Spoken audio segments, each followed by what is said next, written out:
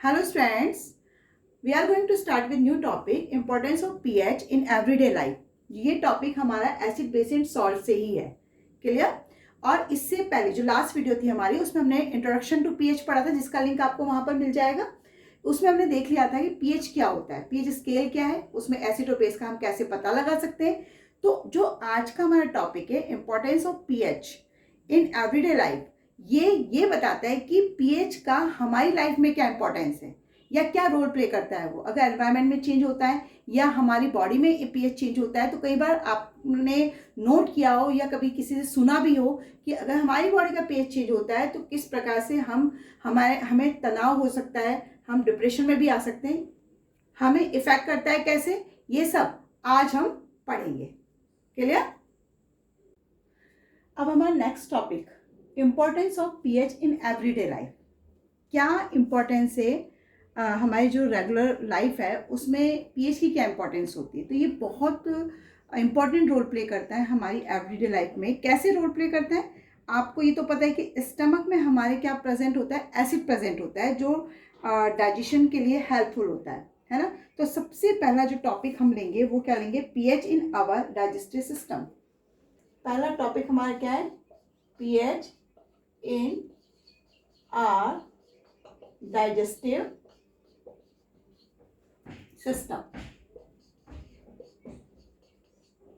ये हमारा टॉपिक है फर्स्ट, कि डाइजेस्ट सिस्टम में पीएच का रोल क्या है. सबसे पहले आपको ये पता है कि हमारा जो स्टमक है ना, उसमें क्या प्रेजेंट होता है, उसमें प्रेजेंट होता है एचसीएल. क्लियर. अब ये एचसीएल किस में हेल्प करता है, डाइजेशन में, है ना. एचसीएल का काम क्या होता है, डाइजेशन, है ना. डाइजेशन ये करता है किसके, डाइजेशन किसका कर रहा है, हमारे अंदर जो हम फूड खाते हैं उसका प्रॉपर रूप से डाइजेशन स्टमक में हो रहा है. और डाइजेशन में हेल्प कर रहा है कौन, एचसीएल. एचसीएल देखो विदाउट हार्मिंग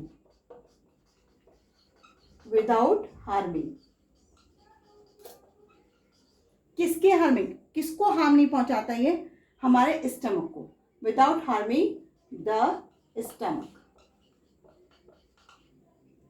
मेरी बात समझ आ गई. अब कई बार क्या होता है कि किन्हीं कारणों से जब एचसीएल की मात्रा ज़्यादा हो जाती है स्टमक में, तो क्या हो जाता है, इनडाइजेशन हो जाता है.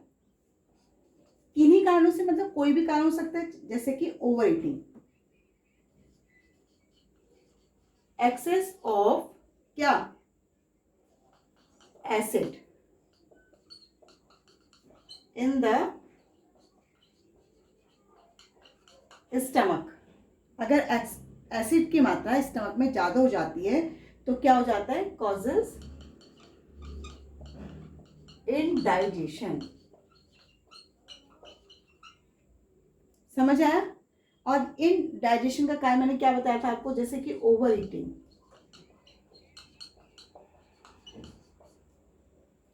अब ये ओवर ईटिंग के कारण देखो, समझना बात को, जैसे ये ओवर ईटिंग होगी और एक्सेस होगा एसिड की मात्रा की, तो आपने ये भी देखा होगा कि इसके कारण क्या होता है, हमारी बॉडी में जैसे स्टमक में पेन होना शुरू हो जाता है, इरिटेशन होनी शुरू हो जाती है ना. और इससे बचने के लिए मतलब इसकी कैरेक्टरिस्टिक्स हैं, क्या होना, एक तो पेन होना और दूसरा इरिटेशन होना.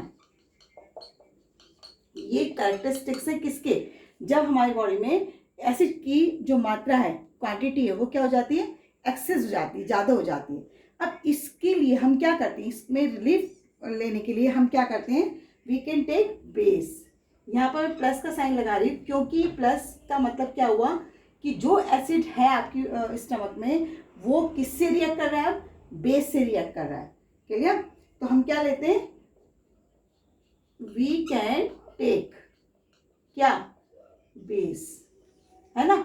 और इस बेस को हम क्या कहते हैं, कॉल्ड एंटासिड. इसको हम क्या कह रहे हैं, एंटासिड कह रहे हैं. मेरी बात समझ आ गई. जैसे आपने एंटासिड लिया यानी कोई बेस लिया और उसने एसिड से रिएक्ट किया तो क्या हो जाएगी, दोनों क्या हो जाते, ये न्यूट्रलाइजेशन हो जाती है इस रिएक्शन। तुम्हें पता है न्यूट्रलाइजेशन रिएक्शन क्या होती है ना? न्यूट्रलाइजेशन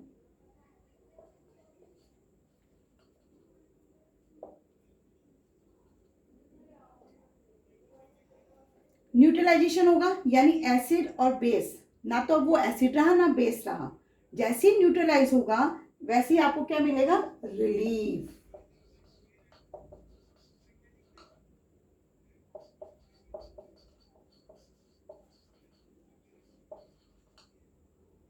पूरी स्ट्रक्चर समझ आ गई क्या हुआ कैसे हुआ? यानी pH in our digestive system, यानी अगर पीएच या हमारी बॉडी में एसिड नहीं होगा तो डाइजेशन नहीं होगा, तो इसका होना बहुत जरूरी है ना? तो हमने हमारे स्टमक में जो एसिड प्रेजेंट रहता है अगर वो लिमिट में है तो वो डाइजेशन करता है, और डाइजेशन विदाउट हार्मिंग करता है, उसमें कोई हार्मफुल नहीं होता हमारी बॉडी के लिए या स्टमक के लिए। लेकिन किसी कारण से, जैसे ओवर ईटिंग हमने बात कही थी, तो उस किसी कारण से अगर एक्सेस हो जाता है एसिड तो हमारी बॉडी में एसिडिटी की मात्रा हो जाती है, जिसे हम क्या कहते हैं कि कई बार सुना भी होगा यार मुझे बहुत एसिडिटी हो रही है, बहुत एसिडिटी हो रही है।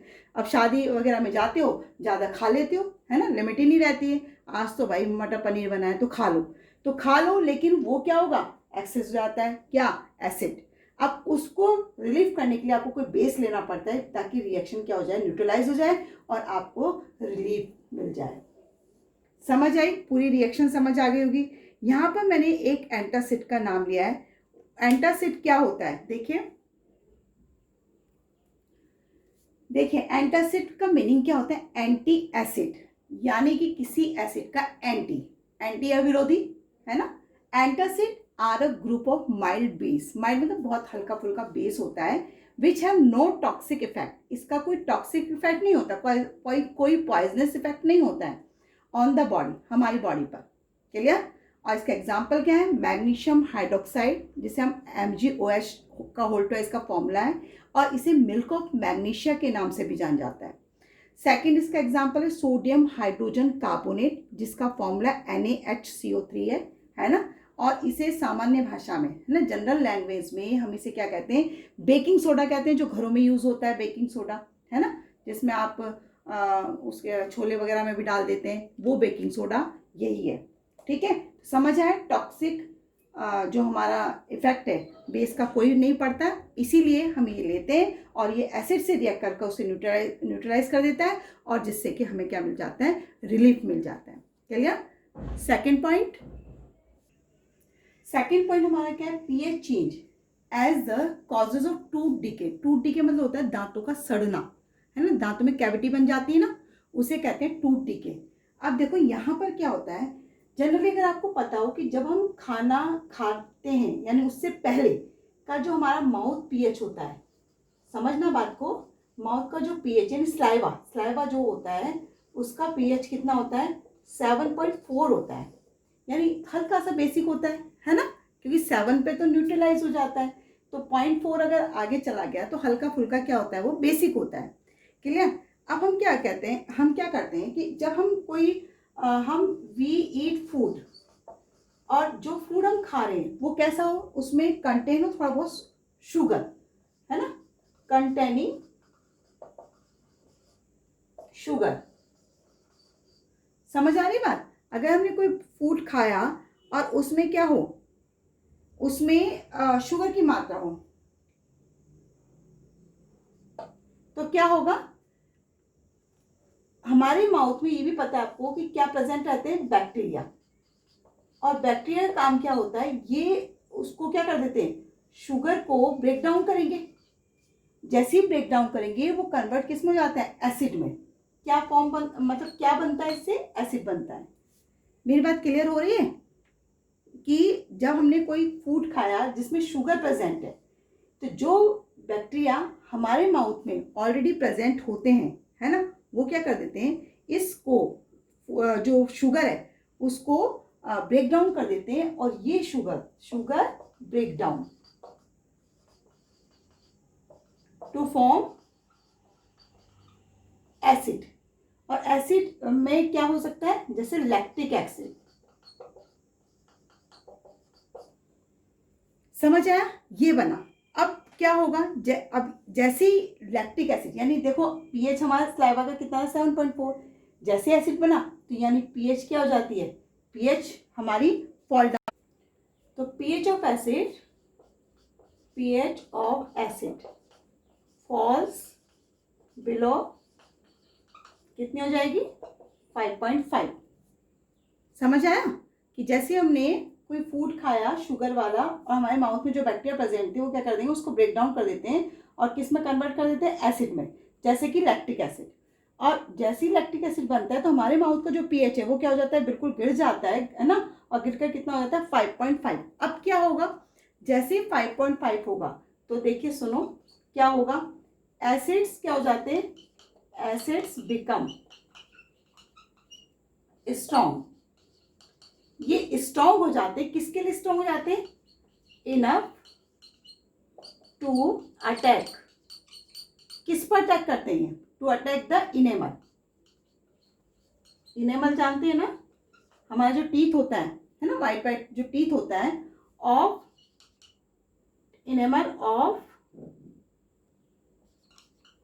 Are teeth, teeth and choroid and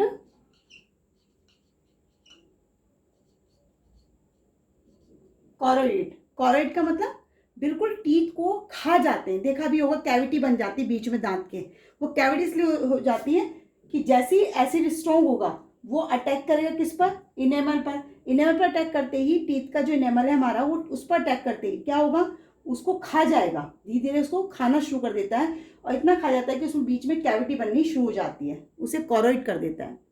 clear. और जो ये सिचुएशन हो जाती है जैसे वो कॉरोइड होगा, इस सिचुएशन को हम क्या कहते हैं, इसे कहते हैं हम टूथ डिके।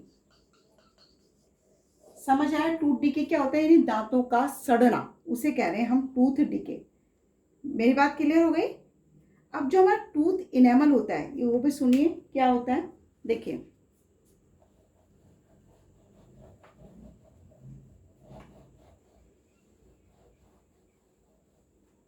देखो जो टूथ इनेमल होता है ना वो क्या होता है, टूथ इनेमल सबसे हार्डेस्ट मटेरियल है हमारी बॉडी का, जो किसका बना होता है, is made of calcium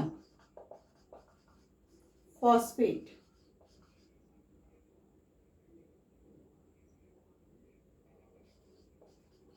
calcium phosphate का बना होता है ना, और बहुत ही ज्यादा हार्डेस्ट मेटेरियल होता है। लेकिन जैसे इस पर ये एसिड की रिएक्शन होती है, यानी हमारे जो माउथ का पीएच है वो लो हो जाता है, ये क्या हो जाता है, इट इज स्टार्ट गेटिंग कॉरोइड। कब होता है ये, जब माउथ की पीएच कितनी हो जाए, when the pH in our mouth lower.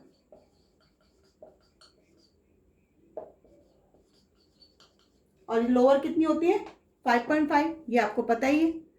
समझ आई बात। तो इस तरह से ये क्या कर देता है, दांत को बिल्कुल खत्म ही कर देता है। इतना हार्डेस्ट होने के बाद भी, ये तो आपको पता भी कि एसिड बहुत ज़्यादा हार्मफुल होता है ना। अब इसको हम प्रिवेंट कैसे कर सकते हैं फिर, अगर हमारा जो एसिड अगर मुंह में आ गया है तो उसको हम प्रिवेंट कैसे कर सकते हैं। तो प्रिवेंट करने का तरीका क्या है, सबसे पहले देखिए प्रिवेंट करने का तरीका क्या है, सबसे पहले हमें क्या करना चाहिए, क्लीन द माउथ, है ना। अपने माउथ को क्या करो, क्लीन द माउथ थ्रूली,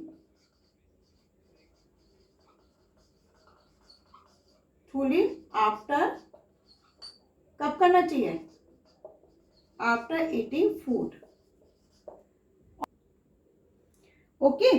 अब इसके अलावा हमें और क्या करना चाहिए, जो पीएच होती है टूथपेस्ट की, देखना सुनना, पीएच ऑफ टूथपेस्ट सुना भी होगा, खाना खाने के बाद हमेशा कहा जाता है कि टूथपेस्ट करो ना।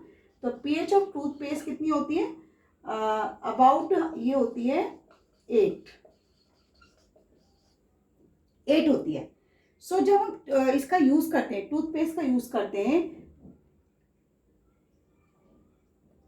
टूथपेस्ट का जब हम यूज करते हैं तो क्या होता है, ये किससे रिएक्ट करेगा, जो हमारे माउथ में ऑलरेडी एसिड प्रेजेंट है उससे रिएक्ट करता है ना, और उसको क्या कर देता है, न्यूट्रलाइज कर देता है।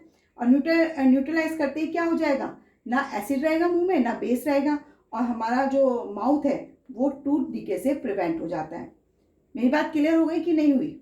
जैसे आपने क्या किया, टूथपेस्ट किया, टूथपेस्ट के जो पीएच होती है वो कितनी होती है, 8 होती है। तो इससे जब आप क्लीन करते हो माउथ को, यानी टूथपेस्ट से जब क्लीन करते हो तो ये क्या करता है, ये react with acid and then neutralise. पता है, अब तो आपको समझ ही आ गया होगा, बहुत बार आप ये चीज़ें पढ़ चुके हैं, है ना, कि जो पीएच है, अगर एसिड और बेस रिएक्ट करते हैं तो क्या हो जाते हैं, न्यूट्रलाइज हो जाते हैं। और जैसे ही न्यूट्रलाइज होगा, जो एक्सेस एसिड इन माउथ है वो क्या कर देता है, टूथ डिके से प्रिवेंट कर देता है। अब नेक्स्ट पॉइंट हमारा क्या है, plants and animals are sensitive to pH change. देखिए, प्लांट्स भी अपनी ग्रोथ, है ना, पीएच के अकॉर्डिंग ही करते हैं। ऐसा नहीं कि आप पीएच हाई कर दो या लो कर दो और प्लांट्स फिर भी ग्रोइंग करते रहेंगे, नहीं। एनिमल्स भी सर्वाइव तभी करते हैं जब प्रॉपर पीएच होती है तब। चलिए, अब सबसे पहले हम बात करते हैं प्लांट्स की, यानी जो सॉइल है, इसमें हम फर्स्ट पॉइंट क्या ले रहे हैं, soil pH and plant growth. यानी सॉइल की पीएच कितनी होनी चाहिए जबकि प्लांट ग्रोथ करते हों। प्लांट ग्रोथ, समझ आया? अब देखिए, आपको अगर प्लांट ग्रो कर रहे हैं, समझना बात, प्लांट अगर ग्रो कर रहे हैं तो उसके लिए जो बेस्ट, प्लांट ग्रो के लिए बेस्ट जो पीएच होती है वो कितनी होती है, मतलब अबाउट 7 होती है। 7 नहीं कहेंगे लेकिन क्लोज टू 7 कर लीजिए, पीएच क्लोज टू 7, इतनी पीएच होती है ना। अब इसमें क्या होगा, मान लिया आपका जो हम लोग क्या करते हैं, जब फील्ड्स में प्लांट्स ग्रो कर रहे होते हैं, यानी क्रॉप्स ग्रो कर रहे होते हैं, तो हम क्या करते हैं, उसमें क्या मिला देते हैं, केमिकल फर्टिलाइजर मिला देते हैं। समझ आया?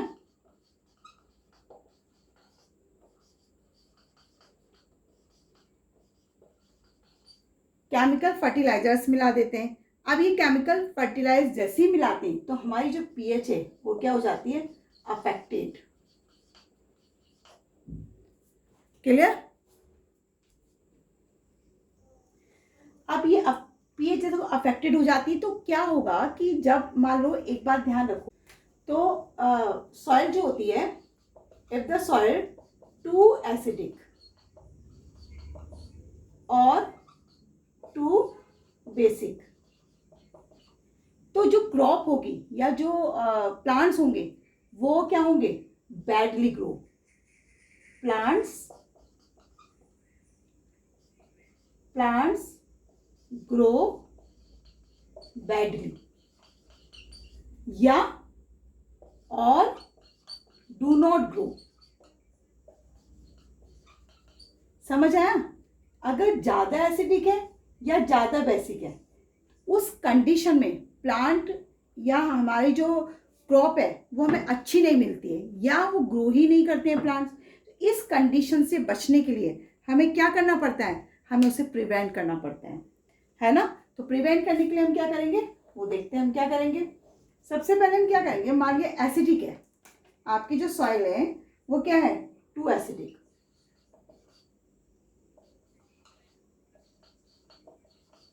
टू एसिडिक का मतलब क्या होता है कि जब आपकी पीएच क्या हो, लो, है ना, पीएच क्या हो आपकी, लो हो। टू एसिडिक मतलब ज्यादा एसिडिक हो। अब इसको हमें क्या करना पड़ेगा, आपको ये पता है कि जब ज्यादा एसिडिक हो जाता है तो हमें उसे न्यूट्रलाइज करना पड़ता है, और न्यूट्रलाइज करने के लिए हमें कोई ना कोई बेस लेना पड़ता है। तो यहाँ पर हम क्या लेते हैं, हम लेंगे यहाँ पर कैल्शियम ऑक्साइड, जो कि एक क्या होता है, बेस होता है, कैल्शियम ऑक्साइड, है ना, और इसे हम क्विकलाइन भी कहते हैं, ध्यान रखना, क्विकलाइन भी कहते हैं। इसको हम क्या करेंगे, सॉइल में यूज करेंगे। इसके अलावा हम कैल्शियम हाइड्रोक्साइड भी ले सकते हैं। अभी मैंने ये बताया भी था, है ना, जब इंडाइजेशन का प्रोसेस था तब मैंने बताया था ना, कैल्शियम हाइड्रोक्साइड, जिसे इसे हम स्लैग्लाइन भी कहते हैं। ये जो आपको कॉमन नेम बताए जा रहे हैं ये आपसे एग्जाम में पूछे जाते हैं, इसलिए आपको बताए जा रहे हैं, है ना। दोनों ही डालने, कोई एक डालना है, या तो कैल्शियम ऑक्साइड लिया हमने या क्या लिया, कैल्शियम हाइड्रोक्साइड। जैसे ही हमने इन दोनों को लिया, देखो ये हमारा एसिड है, ये हमारा क्या है, बेस, ध्यान रखना है, ये हमारे बेस है और ये हमारे एसिड है। दोनों ने रिएक्शन करी, जैसे ही दोनों ने रिएक्शन करी तो क्या होगा, रिड्यूस इट्स एसिडिटी, यानी जो एसिड की मात्रा ज्यादा थी वो क्या हो जाएगी, रिड्यूस हो जाएगी, यानी रिएक्शन न्यूट्रलाइज हो जाएगी। समझ आया। और जैसे ही रिएक्शन न्यूट्रलाइज हो जाएगी, जो प्लांट्स हैं वो क्या हो जाएंगे, प्रॉपर ग्रो करना शुरू कर देंगे। मेरी बात क्लियर हुई, समझ आई। ये प्रोसेस क्या होता है अगर एसिड है तो। इसी तरह से मान लिया कि जो आपकी सॉइल है वो ज्यादा बेसिक है ना, टू बेसिक, तो क्या होगा, सॉइल टू बेसिक। समझ आया। टू बेसिक का मतलब क्या हुआ कि पीएच क्या होगी, बहुत ज्यादा हाई होगी, है ना। अब हाई पीएच है तो अब इसमें देखो, वहां पर एसिड था इसलिए हमने बेस मिलाया था, यहाँ बेसिक है तो आप यहाँ क्या करेंगे, एसिड मिलाएंगे। और एसिड मिलाने के लिए हम क्या लेते हैं, मैन्योर, या हम लेते हैं कंपोस्ट, खाद, नाम सुना है ना, खाद जिसे कहते हैं, वो लेते हैं। समझ आ रहा है। और इससे क्या होगा, अगेन जो एल्केलाइनिटी है वो क्या हो जाएगी, खत्म हो जाएगी, यानी रिड्यूस हो जाएगी, रिड्यूस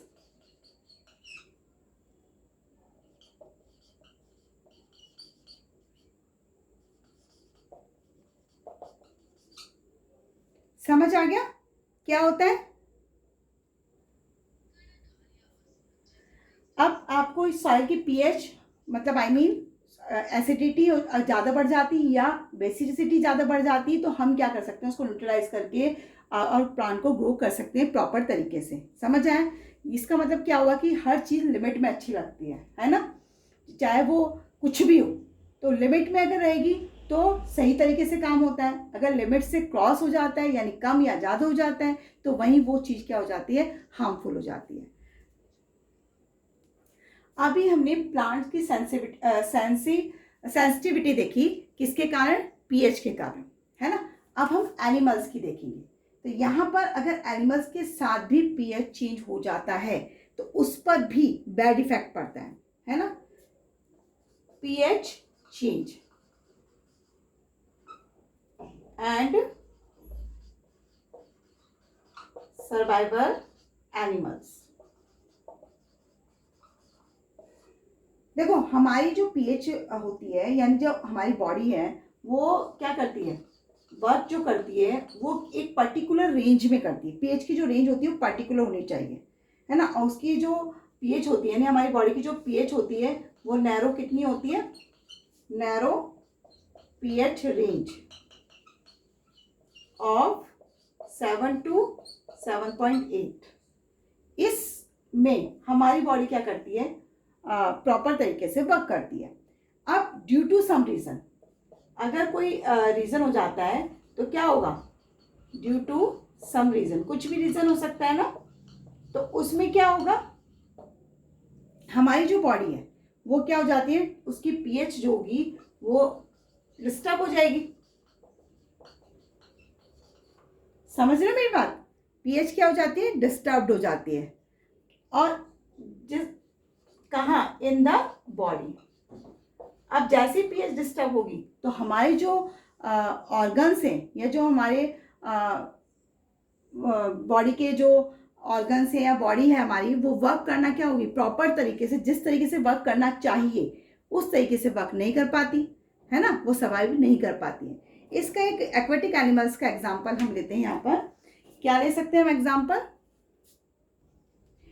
अब जैसे ये देखिए, पीएच ऑफ रेन वाटर, जो अगर बारिश के पानी की जो पीएच है वो 5.6 हो जाती है, तो ऐसी बारिश को हम क्या कहते हैं, एसिड रेन कहते हैं। समझ रहे हो मेरी बात? अगर बारिश का पानी की जो पीएच है वो 5.6 अबाउट रहती है, तो ऐसी बारिश को हम क्या कहते हैं, एसिड रेन कह रहे हैं। अब यही जो बारिश का पानी है कहाँ जाता है, ये जाता है लेक में एंड रिवर में। जब ये लेक एंड रिवर में जाता है तो यहाँ की पीएच क्या हो जाती है, लोअर, यानी पीएच को क्या कर देता है, कम कर देता है। अब जब पीएच यहाँ की लोअर हो जाती है तो जो एक्वेटिक एनिमल्स होते हैं वो उनको क्या होने लग जाती है, वो डिफिकल्टी महसूस करते हैं सर्वाइव करने में, है ना। Survival of aquatic animal. Aquatic animal कौन से होते हैं, जो कहाँ रहते हैं, पानी में, है ना। एनिमल्स बिकम्स डिफिकल्ट,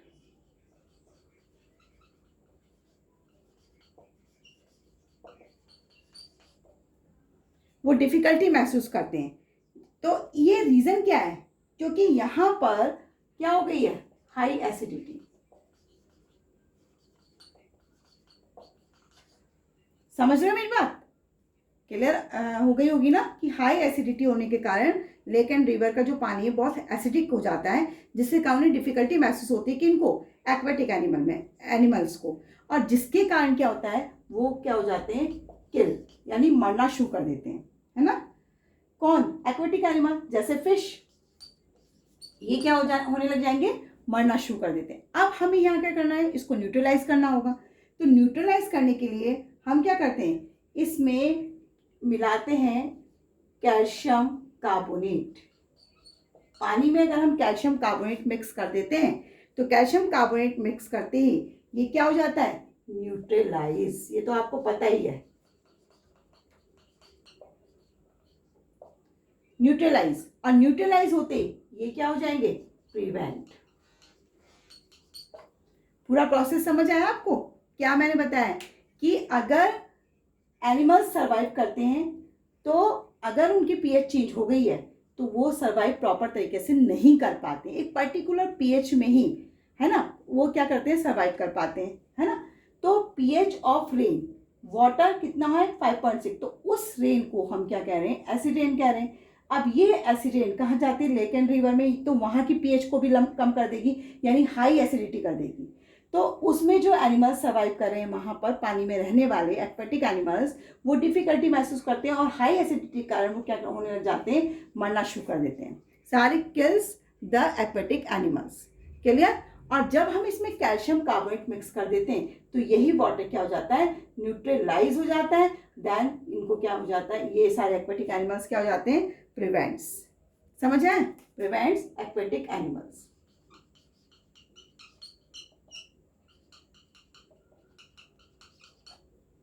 ये लाइन आपको समझ आ गई होगा। तीसरा पॉइंट कि प्लांट्स और एनिमल्स को हम कैसे, है ना, कैसे वो सेंसिटिव हैं किसके प्रति, पीएच के प्रति, तो वो किस तरह से हम उनको प्रिवेंट कर सकते हैं। क्लियर?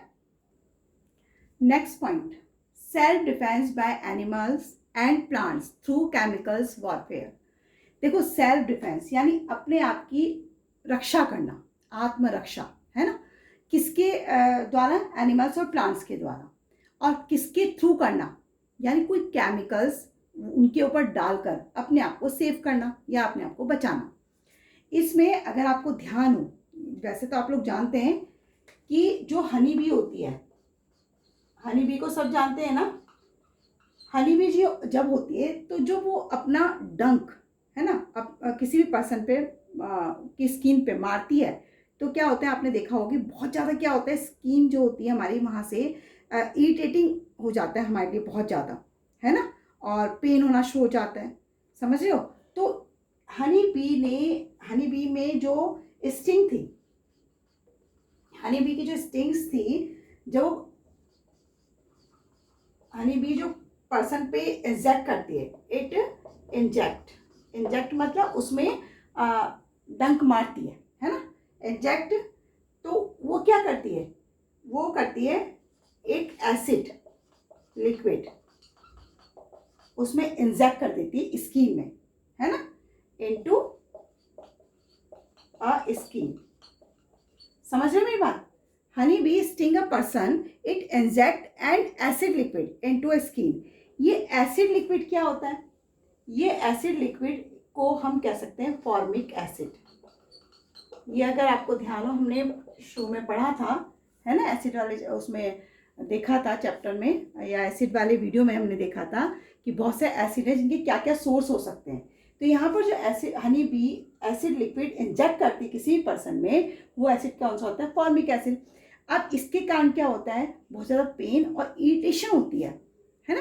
तो हम इसको क्या करेंगे? इससे रिलीफ पाने के लिए हम इसकी रिएक्शन किससे कराते हैं? एक बेस से कराते हैं। ये तो आपको पता ही चल गया, बहुत बार हम इस बात को रिपीट कर चुके हैं कि किसी भी चीज़ को न्यूट्रलाइज करने के लिए एसिड्स के साथ बेस का रिएक्ट करा दीजिए तो न्यूट्रलाइज हो जाएगा और वहाँ से हमें क्या हो जाएगा? रिलीफ मिल जाता है।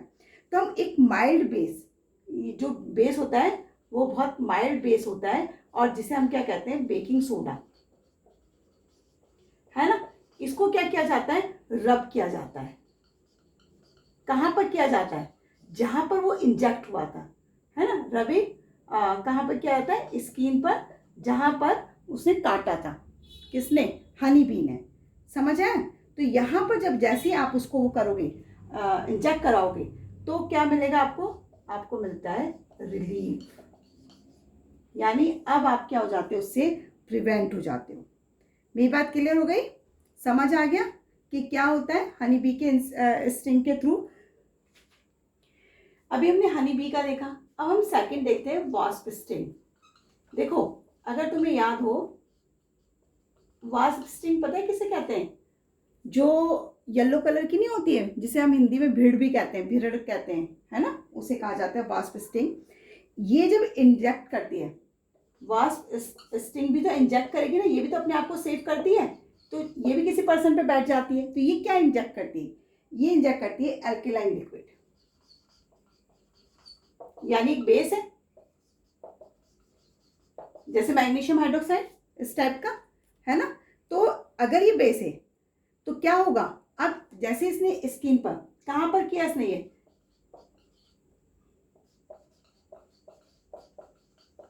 Into the skin. अब जैसे इसने स्किन पर इंजेक्ट किया अपना एल्केलाइन लिक्विड, तो आपको पता है अगेन क्या होगा? अगेन यहाँ पर वही मतलब जो स्किन में हमारे क्या होगा? पेन होना शुरू हो जाता है ना, बहुत ज़्यादा पेन होगा, इरिटेशन होगी। अब इसके लिए हम क्या करेंगे? एक माइल्ड लिक्विड लाएंगे, यानी इसकी रिएक्शन अब हम माइल्ड किससे करेंगे? एसिड से, ठीक है। और ये माइल्ड एसिड क्या होगा? विनेगर। माइल्ड एसिड क्या होता है? विनेगर। विनेगर को क्या करेंगे? रब करेंगे उस जगह पे, उस स्किन जहां पर उसने कट किया है, यानी डंक मारा है, अपना स्टिंग को इंजेक्ट किया है, वहां पर आप इसको रब करेंगे। जैसे आप रब करेंगे तो अगेन क्या हो जाएगा? न्यूट्रलाइज हो जाएगा, और न्यूट्रलाइज होते ही आपको क्या मिल जाएगा? रिलीफ।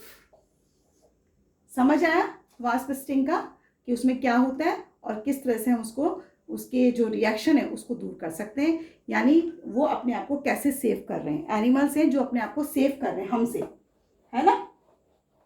सेल्फ डिफेंस में वो अपने एनिमल्स अपने जो लिक्विड को क्या करते हैं? हम हमारे अंदर इंजेक्ट कर देते हैं। क्लियर? अब तीसरा एक चीज और ले लेते हैं, एंट स्टिंग।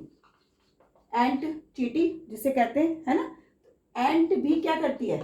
अगर आपको पता हो, अपने स्टिंग को इंजेक्ट कर देती है किसमें? हमारे अंदर। एंट स्टिंग में जो एसिड प्रेजेंट होता है उसे हम क्या कहते हैं? मिथेनॉइक एसिड कहते हैं।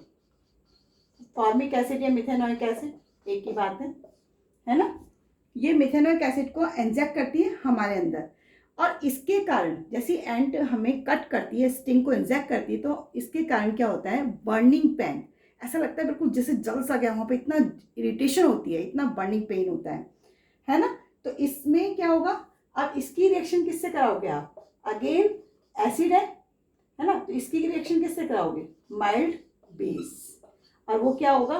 Baking soda. समझ आया? तो क्या मिलेगा इससे? क्या हो जाएगा? हम रिलीफ। क्लियर। अब नेक्स्ट देखो, अभी तक हमने एनिमल्स का पढ़ा है ना, और प्लांट्स में भी तो होता होगा, वो भी तो अपने आप को सेल्फ डिफेंस में लेते होंगे। तो हम प्लांट्स के बारे में बात कर लेते हैं।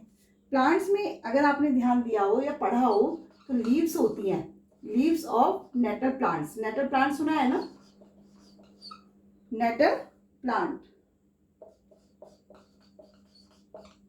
Leaves of nettle plants. इनकी जो स्टिंग्स होती है,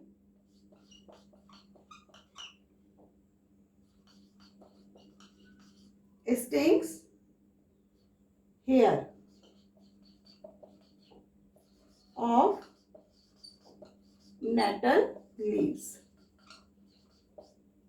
इनमें भी क्या पाया जाता है, इनमें होता है मिथेनोइक एसिड। अगर गलती से भी इस प्लांट से टच हो जाता है एक्सीडेंटली, आप जानबूझ के तो टच नहीं करेंगे लेकिन एक्सीडेंटली टच हो जाता है, तो क्या होता है, ये मिथेनोइक एसिड इंजेक्ट हो जाता है हमारी स्किन में। यानी जिस पर्सन ने इसको टच किया या गलती से टच हो गया, उसकी स्किन में क्या इंजेक्ट हो जाता है, मिथेनोइक एसिड। तो इसके इंजेक्ट होती है, अगेन आपको क्या करना पड़ेगा, इसको न्यूट्रलाइज करना पड़ेगा। और न्यूट्रलाइज करने के लिए हम क्या लेंगे, अगेन बेस, और वो बेस क्या होगा, बेकिंग सोडा। इसमें भी क्या होता है, जैसे ये इंजेक्ट होता है मिथेनोइक एसिड उसमें बॉडी में, तो क्या होता है, इरिटेशन होती है और साथ ही बर्निंग पेन होता है, और इसको बेस से रिएक्ट कराती है, हमें क्या मिल जाता है, रिलीफ मिल जाता है। मेरे ख्याल से ये क्लियर हो गया होगा आपको, समझ आ गया होगा कि कैसे पीएच हमारे एवरीडे लाइफ में इम्पॉर्टेंट है। ओके, अब इससे आगे जो हमारा सॉल्ट वाला टॉपिक रह रहा है वो हम नेक्स्ट वीडियो में देखेंगे। ओके।